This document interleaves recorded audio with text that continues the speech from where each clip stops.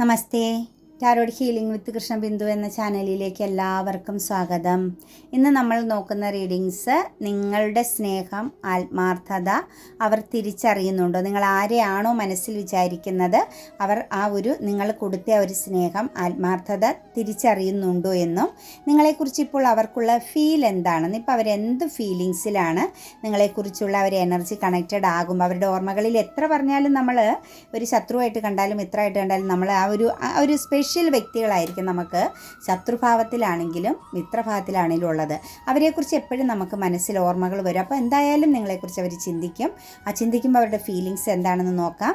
നിങ്ങൾ ആരെയാണോ മനസ്സിൽ വിചാരിക്കുന്നത് ആ വ്യക്തിയുടെ പേര് പറഞ്ഞുകൊണ്ട് ലൈക്ക് ചെയ്ത് നിങ്ങളുടെ എനർജിയെ കണക്റ്റ് ചെയ്ത് തന്നെ കാണാൻ ശ്രമിക്കുക.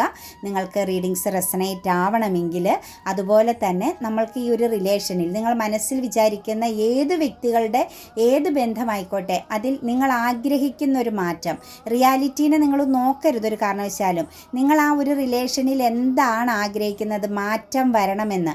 അവരുടെ കോണ്ടാക്റ്റ് ആണോ, അവരുമായിട്ട് ഏറ്റവും നല്ലൊരു ലൈഫ് സിറ്റുവേഷൻസ് ആണോ, അവരുമായിട്ടൊരു ഹാപ്പി ലൈഫ് അല്ലെങ്കിൽ ഒരു സന്തോഷം നിറഞ്ഞൊരു ബന്ധം പുലർത്തിയാൽ മതിയോ, എന്താണ് ഒരു ഫ്രണ്ട്ഷിപ്പ് ആണെങ്കിലും ഒരു തുറന്ന മനസ്സോടുകൂടി അവരുമായിട്ടൊരു റിലേഷൻ നിങ്ങൾക്ക് കണക്ട് ചെയ്താൽ മതിയെങ്കിൽ എന്തായിക്കോട്ടെ ആ ഒരു ബന്ധത്തിൽ എന്തു മാറ്റമാണ് നിങ്ങൾ ആഗ്രഹിക്കുന്നത് അത് നിങ്ങൾ അഫർമേഷൻസ് ആയിട്ട് തീർച്ചയായിട്ടും കമൻറ്റിൽ എഴുതുക. അത് പോസിറ്റീവായ വേഡ്സുകൾ മാത്രം എഴുതാൻ ശ്രദ്ധിക്കണം.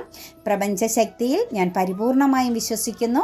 ആ ഒരു വ്യക്തിയുമായിട്ടുള്ള എൻ്റെ ബന്ധം ഇത്രയും നല്ല രീതിയിലാക്കി തന്നതിന് ഞാൻ പ്രപഞ്ചത്തോട് നന്ദിയുള്ളവനായിരിക്കുന്നു. അതായത് നമുക്ക് അതേ രീതിയിൽ സംഭവിച്ചു എന്ന് കരുതുക. അതിനെ നിങ്ങൾ വിഷ്വലൈസ് ചെയ്യുക. പോസിറ്റീവായിട്ട് തന്നെ ചിന്തിക്കുക കേട്ടോ. ശാപവാക്കുകളൊന്നും പറയല്ലേ, അത് നിങ്ങളിലേക്കാണ് വന്നു ചേരുന്നത്.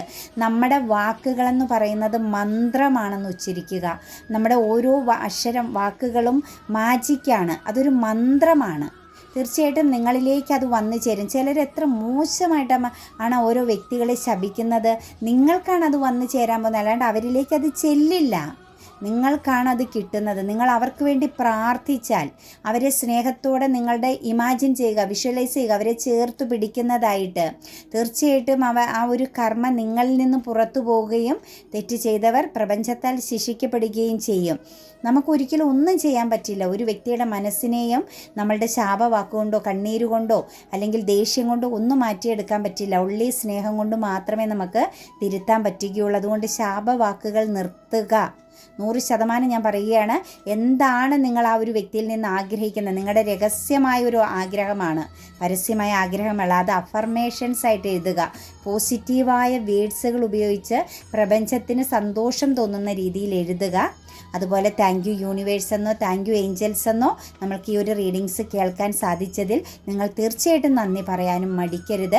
ഗ്രാറ്റിറ്റ്യൂഡ് ഉണ്ടായാൽ മാത്രമാണ് നമ്മുടെ ജീവിതത്തിൽ വിജയം ഉണ്ടാവുകയുള്ളൂ. ഒരു ഗ്ലാസ് വെള്ളം എടുത്ത് കുടിക്കുമ്പോഴും നമ്മൾ ആ ഒരു ജലത്തോട് നന്ദി പറയണം. അതിൽ നമുക്ക് കിട്ടുന്ന ഒരു ബെനിഫിറ്റും നമുക്ക് പറഞ്ഞറിയിക്കാൻ പറ്റില്ല. നമ്മളൊരു നേരം ആഹാരം കഴിക്കുന്ന മുമ്പ് ഒന്ന് നന്ദി പറയണം. അതിനകത്ത് നന്ദി പറയുമ്പോൾ അത് എവിടെ നിന്നൊക്കെയാണോ അതിൻ്റെ സൃഷ്ടിയുടെ സ്റ്റാർട്ടിങ് തുടങ്ങിയത് അവിടം വരെ നിങ്ങളുടെ ആ ഒരു പോസിറ്റിവിറ്റി ചെന്ന് എത്തിയിരിക്കുമെന്നുള്ളതാണ്. അപ്പോൾ തീർച്ചയായിട്ടും മനസ്സിലാക്കുക. പിന്നെ പേഴ്സണൽ റീഡിങ്സ് ഒക്കെ വേണ്ടവർ തീർച്ചയായിട്ടും നിങ്ങൾക്ക് ഇഷ്ടമുള്ള ഒരു വ്യക്തിയിൽ നിന്നും പേഴ്സണൽ റീഡിങ്സ് എടുത്ത് നിങ്ങളൊന്ന് ക്ലാരിറ്റി വരുത്തണം. പേഴ്സണൽ റീഡിങ്സിന് പേയ്മെൻ്റ് ഉണ്ട്, അതൊക്കെ പറ്റുമെന്നുള്ളൊരു മാത്രം പോവുക. അല്ലാത്തവർ നിങ്ങളുടെ എനർജിയെ കണക്റ്റ് ചെയ്ത് നിങ്ങൾ പോസിറ്റീവായിട്ടിരുന്ന് നിങ്ങൾ ഈ ഒരു റീഡിങ്സിന് റെസനേറ്റ് ആക്കുക കേട്ടോ. എന്തു പറഞ്ഞാലും ആര് വെറുതെ ഇരുന്ന് കേട്ടാലും നിങ്ങൾക്ക് തീർച്ചയായിട്ടും ഓരോ റീഡിങ്സിലും ജനറൽ റീഡിങ്സുകളിലും നിങ്ങൾക്കുണ്ടാകും ഒരു ഇൻഫർമേഷൻസ് എങ്കിലും, നിങ്ങൾ അറിയേണ്ട അല്ലെങ്കിൽ നിങ്ങളുമായിട്ട് കണക്റ്റഡ് ആകുന്ന ഒരു ഇൻഫർമേഷൻസ് എങ്കിലും ഇതിനകത്തുണ്ടാകും. അതിന് യാതൊരു മാറ്റവുമില്ല കേട്ടോ. അതുപോലെ തന്നെ മൈൻഡ് റീഡിംഗ് ആണ്, ജനറൽ റീഡിങ്സ് ആണ്. അതിൻ്റേതായ രീതിയിൽ അതിനെ കാണുക. മോശമായ ചിന്തകളോടുകൂടിയും തെറ്റായ മാനസികാവസ്ഥയോടും കൂടി ഒന്നിനെയും കണക്റ്റ് ചെയ്യാതിരിക്കുക. എത്രത്തോളം റൈറ്റ് ഹീലിംഗ് ചെയ്യുക കേട്ടോ. റൈറ്റ് ഹീലിംഗ് തന്നെയാണ് നമുക്ക് പാവമുക്തി എന്നുള്ളതിനുള്ള ഒരേ ഒരു വഴി കേട്ടോ. നമ്മൾ അമ്പലങ്ങളിലും പള്ളികളിലും പോയി കിടന്ന് എത്ര പ്രാർത്ഥിച്ചാലും നമ്മുടെ ഉള്ളിൻ്റെ ഉള്ളിൽ നിന്ന് ആ ഒരു വേദനയെ സബ് കോൺഷ്യസ് മൈൻഡിൽ നിന്ന് എടുത്ത് കളഞ്ഞാൽ മാത്രമാണ് നിങ്ങൾക്ക് കാര്യങ്ങൾ സാധ്യമാകുകയുള്ളൂ. റൈറ്റ് ഹീലിംഗ് നിർബന്ധമായിട്ട് എല്ലാ ദിവസവും നിങ്ങൾക്ക് എത്ര വ്യക്തികളോടാണോ ഇഷ്ടക്കേടുകളുള്ള ഓരോ വ്യക്തികളെ വെച്ച് നമ്മുടെ മനസ്സിൽ നിന്ന് എടുത്ത് കളയുക കേട്ടോ. നമുക്ക് റീഡിങ്സിലേക്ക് കിടക്കാം. പേജ് ഓഫ് പെന്റിക്കിൾസിൻ്റെ എനർജിയാണ് വന്നിരിക്കുന്നത്. ടോട്ടലി എനർജിയിലേക്ക് നോക്കുമ്പോൾ തീർച്ചയായിട്ടും ഈ ഒരു റിലേഷനിൽ നിങ്ങൾ അവരെ എത്രത്തോളം സ്നേഹിച്ചിരുന്നു എന്നത് അവർക്ക് വളരെ വ്യക്തമായിട്ട് മനസ്സിലാക്കാൻ പറ്റും. പേജ് ഓഫ് പെൻറ്റിക്കിൾസിൻ്റെ എനർജിയാണ് വന്നിരിക്കുന്നത്.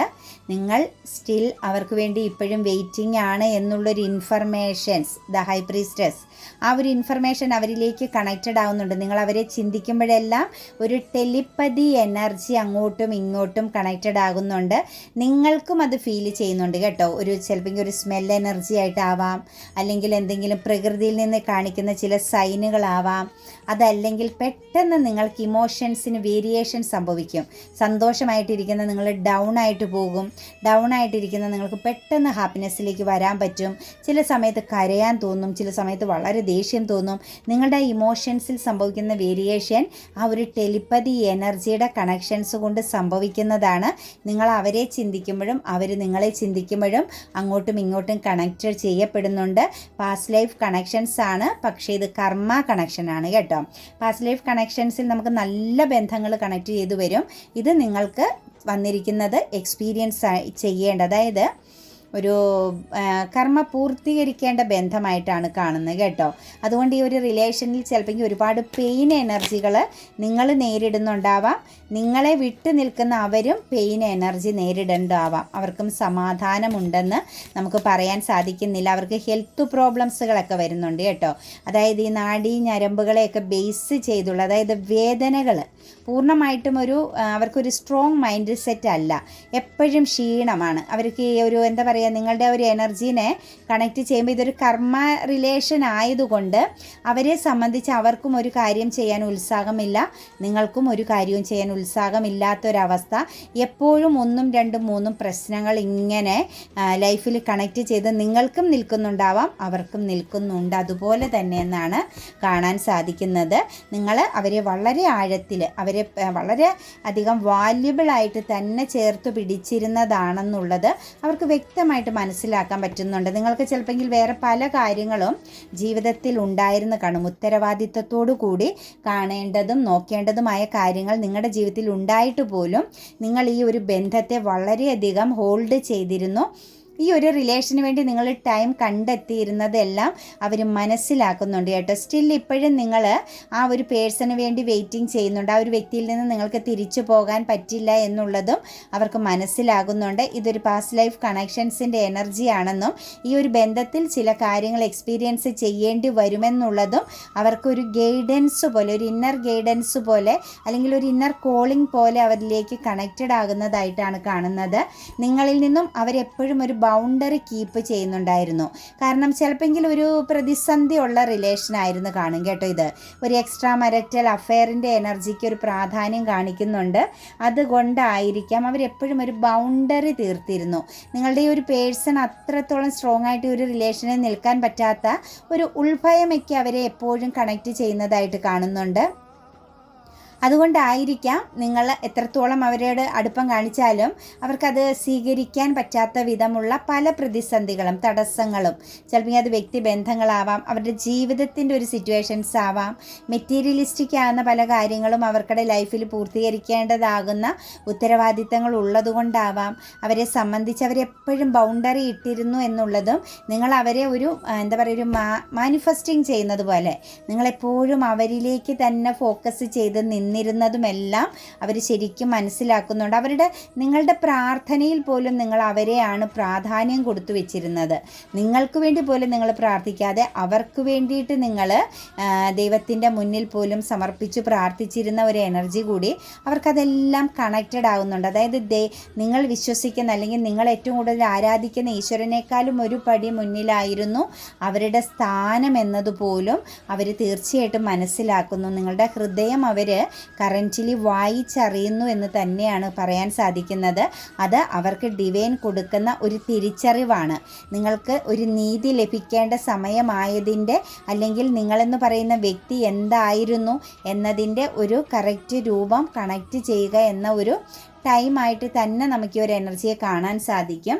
തീർച്ചയായിട്ടും മറ്റു ഔട്ട്സൈഡ് ഫോഴ്സ് എനർജി എന്നൊക്കെ പറയും പോലെ പുറമേ ഉള്ള ആരുടേക്കോ ഒരു സിറ്റുവേഷൻസുകൾ നിങ്ങളുടെ ബന്ധത്തിനകത്ത് വിള്ളൽ വരുത്തിയിട്ടുണ്ട്. അതുപോലെ നമുക്കിവിടെ പറയാൻ പറ്റുന്നത് ഇതൊരു സിംഗിൾ എനർജിയിലേക്ക് കണക്ട് ചെയ്യുമ്പം മാര്യേജ് പോലുള്ളൊരു കാര്യത്തിൽ എത്തേണ്ട കാര്യത്തിന് സാമ്പത്തികത്തിൻ്റെയോ കരിയറിൻ്റെയോ ബേസ് വെച്ച് അവർ ബ്ലോക്ക് ആക്കിയിട്ടുണ്ടായിരുന്നു. പേരൻസ് എനർജിക്ക് സാറ്റിസ്ഫൈഡ് അല്ലാതെ ബ്ലോക്ക് ആക്കിയിട്ടുണ്ടായിരുന്നു. നിങ്ങളെ ശരിക്കും അത് ഹെൽത്ത് പരമായിട്ട് ബാധിച്ച സിറ്റുവേഷൻസ് കാണുന്നുണ്ട് കേട്ടോ. നിങ്ങൾ ശരിക്കും നിങ്ങളെ അവോയ്ഡ് ചെയ്തപ്പോൾ അല്ലെങ്കിൽ നിങ്ങളുമായിട്ടുള്ളൊരു ബന്ധം ഫ്യൂച്ചറിലേക്ക് എത്തുകയില്ല എന്ന് നിങ്ങൾക്ക് മനസ്സിലാക്കേണ്ടി വന്നപ്പോൾ തീർച്ചയായിട്ടും നിങ്ങൾ തളർന്നു പോയിരുന്ന ഒരു സിറ്റുവേഷൻസ് കാണുന്നുണ്ട്. ശരിക്കും നിങ്ങളെ ബന്ധനത്തിലാക്കി അല്ലെങ്കിൽ നിങ്ങളെ ഒരു ഇരയാക്കി എന്നുള്ള ആ ഒരു കുറ്റബോധം അവരെ ശരിക്കും പിടികൂടുന്നുണ്ട്. അതായത് നിങ്ങൾ അവരെ അത്രത്തോളം ആത്മാർത്ഥമായിട്ടാണ് സ്നേഹിച്ചത്. അതുമാത്രവുമല്ല, ആത്മാർത്ഥമായ സ്നേഹത്തിനപ്പുറത്തേക്ക് അത്രത്തോളം പവിത്രമായിട്ട് നിങ്ങളവരെ വിശ്വസിച്ചിരുന്നു. അവരുടെ വാക്കുകളെയും അവരുടെ പേഴ്സണാലിറ്റീനെ എല്ലാം നിങ്ങൾ വിശ്വസിച്ചിരുന്നു. ഒരിക്കലും അവർ നിലപാടില്ലാതെ പ്രവർത്തിക്കില്ല എന്നുള്ള ഒരു ഉറച്ച വിശ്വാസം നിങ്ങളിലുണ്ടായിരുന്നു. അതായത് നല്ലൊരു വ്യക്തിത്വമാണ് ആ ഒരു വ്യക്തിത്വം. അവരുടെ പേഴ്സണാലിറ്റി അടിയറ വെക്കുന്ന രീതിയിൽ അവർ പെരുമാറുകയില്ല എന്നുള്ള ഒരു തോന്നൽ നിങ്ങൾക്ക് അവരെക്കുറിച്ച് ഉണ്ടായിരുന്നു എന്നുള്ളതും അത് നിങ്ങൾക്ക് തെറ്റിപ്പോയി അല്ലെങ്കിൽ അവർക്ക് തെറ്റിക്കേണ്ടി വന്നു എന്നുള്ളതെല്ലാം അവർ ശരിക്കും ആഴത്തിൽ മനസ്സിലാക്കുന്നുണ്ട്. അതെല്ലാം അവർക്ക് ഒരു ഹാർട്ട് ബ്രോക്കൺ എനർജിയാണ് കേട്ടോ. അതുപോലെ ഒരു ലേഡി പ്രസൻസ്, ഒരു പക്ഷേ സഹോദര സ്ഥാനത്തുള്ള വ്യക്തിയോ അല്ലെങ്കിൽ വൈഫിൻ്റെ എനർജിയിലോ അതല്ല എങ്കിലും മറ്റ് കരിയർ പാതയെ ബേസ് ചെയ്ത ഒരു ലേഡി പ്രസൻസ്, ഒരു സ്ട്രോങ് ലേഡി, വളരെ കോൺഫിഡൻസ് ഉള്ള, അതായത് മുന്നും പിന്നും നോക്കാതെ എന്നാൽ എല്ലാവരുമായിട്ട് നല്ല രീതിയിൽ കണക്റ്റഡ് ആകുന്ന നല്ല ഓപ്പൺ മൈൻഡുള്ള എന്നാൽ സ്ട്രോങ് മൈൻഡ് സെറ്റുള്ള ഒരു ലേഡി പ്രസൻസും നിങ്ങളുടെ ഈ ഒരു റിലേഷനിൽ ഒരുപാട് ബ്ലോക്കേജുകൾ വരുത്താനും ഈ ഒരു ബന്ധത്തിൻ്റെ ആ ഒരു പൂർണ്ണതയെ തടസ്സപ്പെടുത്താനും ഇടയായ ഒരു എനർജി കാണുന്നുണ്ട്. അതുമെല്ലാം അവർ മനസ്സിലാക്കുന്നുണ്ട് കേട്ടോ. നിങ്ങളെ കുറിച്ചൊരു ധാരണയില്ലായ്മ, അതായത് നിങ്ങളെക്കുറിച്ചൊരു നല്ല ധാരണ ഇല്ലാത്ത അവസ്ഥയിലേക്ക് ആക്കാൻ ശ്രമിച്ച ഒരു എനർജിയാണ് ആ ഒരു ലേഡി പ്രസൻസ്. ഒരു ഓൾഡ് ലേഡി അല്ല കേട്ടോ, ഒരു ഏജ് കുറഞ്ഞൊരു പേഴ്സൻ്റെ എനർജിയാണ് നമുക്കിവിടെ കാണാൻ പറ്റുന്നത്. ആ ഒരു എനർജിയും നിങ്ങൾക്കിടെ ജീവിതത്തിന്, അതായത് ഒന്നും നോക്കാതെ മുന്നോട്ടേക്ക് പോകാൻ സാധിക്കുമെന്ന് വിശ്വസിച്ച ആ ഒരു ലൈഫിന് ബ്ലോക്കേജ് വരുത്തിയതായിട്ടുള്ളതും നിങ്ങളുടെ പേഴ്സണ് മനസ്സിലാകുന്നുണ്ട്. ഇതിനകത്ത് ഈ ഒരു റിലേഷനിനകത്ത് നിങ്ങൾ തന്നെയായിരുന്നു കൂടുതലും ഹാർഡ് വർക്ക് ചെയ്തത്. അവരും നിങ്ങളോടൊപ്പം തന്നെ ഈ ഒരു ബന്ധത്തിൽ കണക്റ്റഡ് ആയിരുന്നുവെങ്കിലും അവരിലേക്ക് വന്ന മറ്റു എനർജികൾ, മറ്റുള്ളവരുടെ പ്രസൻസ് അല്ലെങ്കിൽ മറ്റുള്ളവരൊരു തിരുത്തലാണ് നിങ്ങൾക്കിടയിലുള്ള ബന്ധത്തിന് ഒരു സ്റ്റക്നെസ്സും അല്ലെങ്കിൽ ഒരു സാറ്റിസ്ഫൈഡ് അല്ലാത്ത സിറ്റുവേഷൻസും, നിങ്ങൾ ഏത് രീതിയിൽ പോകണമെന്ന് ആഗ്രഹിച്ചു ആ കാര്യങ്ങൾക്കെല്ലാം ഡിലേ വരുത്തിയതും നിങ്ങളുടെ വ്യക്തിയിലേക്ക് വന്ന വ്യക്തികളുടെ പ്രസൻസ് തന്നെയാണ് കേട്ടോ. എന്താണേലും നിങ്ങൾ ഹാർട്ട് ബ്രോക്കൺ എനർജിയിലാണ്. നിങ്ങളിപ്പോഴും എലോൺ എനർജിയിൽ ഈ ഒരു ബന്ധത്തെ ബേസ് ചെയ്ത് ഒരുപാട് നിരാശ അനുഭവിക്കുന്ന സിറ്റുവേഷൻസിലാണ് എന്നുള്ളത് ആ ഒരു വ്യക്തി മനസ്സിലാക്കുന്നുണ്ട്. നിങ്ങളിലേക്ക് അവർ ഫോക്കസ് ചെയ്യുന്നുണ്ട് കേട്ടോ. നിങ്ങളെക്കുറിച്ച് അറിയാൻ വലിയൊരു ക്യൂരിയോസിറ്റി ഉണ്ട് അവർക്ക്. നിങ്ങളെക്കുറിച്ചുള്ള ഒരു അറിവ് നഷ്ടപ്പെടും അല്ലെങ്കിൽ നിങ്ങളെക്കുറിച്ചുള്ള ഒരു ഇൻഫർമേഷൻസ് അവർക്ക് കിട്ടാതെ വരുന്ന സമയത്ത് അവർ പെട്ടെന്ന് ഡൗൺ ആയി പോകുന്നുണ്ട്. നിങ്ങൾ പോയി ചിലപ്പോൾ നിങ്ങൾ സോഷ്യൽ മീഡിയയിലൊന്നും ഇല്ലാതെ വരിക, അല്ലെങ്കിൽ നിങ്ങളെക്കുറിച്ച് അവർ അന്വേഷിക്കുന്ന സ്ഥലങ്ങളിൽ ആ ഒരു എനർജി, നിങ്ങളുമായിട്ടുള്ള ഒരു ബന്ധത്തിൻ്റെ ഒരു എനർജി കിട്ടാതെ പോകുമ്പോഴൊക്കെ തീർച്ചയായിട്ടും അവരെ സംബന്ധിച്ച് അവർക്കൊരു ടെൻഷൻ കയറി വരുന്ന ഒരു എനർജി കാണുന്നുണ്ട്. അവർ സ്ട്രെസ് അനുഭവിക്കുന്നുണ്ട് കേട്ടോ.